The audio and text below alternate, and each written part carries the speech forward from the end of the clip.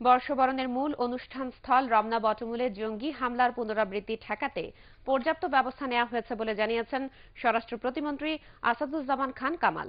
সেই সাথে যে কোনো ধরনের নাশকতা মোকাবেলায় আইন শৃঙ্খলা বাহিনীকে রাখা হয়েছে সর্বোচ্চ সতর্কাবস্থায়। রমনা বটমূলে বর্ষবরণের নিরাপত্তা ব্যবস্থা দেখতে গিয়ে তিনি সাংবাদিকদের এসব কথা জানান। মাহমুদুর রহমানের রিপোর্ট। বাংলা বর্ষবরণ অনুষ্ঠানের আগের দিন আইন শৃঙ্খলা বাহিনীর সদস্যরা এভাবেই নিরাপত্তা মহড়া দেন রমনা বটমূলে।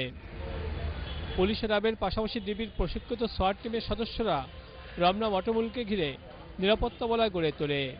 ছায়ানটের বর্ষবরণ অনুষ্ঠানকে নির্বিঘ্ন করতে সব ধরনের প্রস্তুতি নেওয়ার কথা জানান আইন শৃঙ্খলা বাহিনীর সদস্যরা। নিরাপত্তা কর্মীরা বলছেন, অনুষ্ঠানের দিনে এলাকায় থাকবে কয়েক স্তরের নিরাপত্তা। বিভিন্ন গোয়েন্দা সংস্থার সদস্যরা থাকবে সর্বোচ্চ সতর্ক অবস্থায়। রোববার সকালে স্বরাষ্ট্র প্রতিমন্ত্রী, পুলিশের আইজি, ঢাকা মহানগর পুলিশ কমিশনার ও ঊর্ধ্বতন কর্মকর্তারা নিরাপত্তা ব্যবস্থা পর্যবেক্ষণে যান রমনা বটমূলে। সার্বিক ব্যবস্থায় সন্তোষ প্রকাশ করে স্বরাষ্ট্র প্রতিমন্ত্রী বলেন, নিরাপত্তা হুমকি না থাকলেও সব ধরনের ঝুঁকি মাথায় রেখেই নিরাপত্তা ছক তৈরি করছে তারা। 2001-এ কিরকম ভাবে বম ব্লাস্ট করেছিল, আমাদের কয়েকজন সেদিন নিরপরাধ মানুষ সেদিন আত্মত্যাগ করেছিল। এই ধরনের ঘটনা যাতে না ঘটে সেই জন্য আমরা পর্যাপ্ত পরিমাণ ব্যবস্থা নিয়েছি। আমাদের পুলিশ, আমাদের র্যাব, আমাদের অন্যান্য যারা, যেমন আমাদের সেনাবাহিনীর ওই নৌবাহিনীর ডুবুরি, আমাদের ফায়ার ব্রিগেড, আমাদের সবাই এখানে উপস্থিত থাকবে। স্বরাষ্ট্র প্রতিমন্ত্রী আরও বলেন, আতঙ্কিত হওয়ার কোনো কারণ নেই। মানুষকে আশ্বস্ত করতেই এই নিরাপত্তা ব্যবস্থা। আইন প্রয়োগকারী সংস্থাগুলো প্রযুক্তির সর্বোচ্চ ব্যবহার করে নিরাপত্তা নিশ্চিত করবে।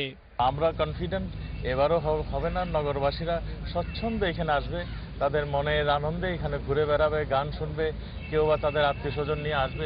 এটাই চিরন্তন যা হয়ে আসছে তাই হবে।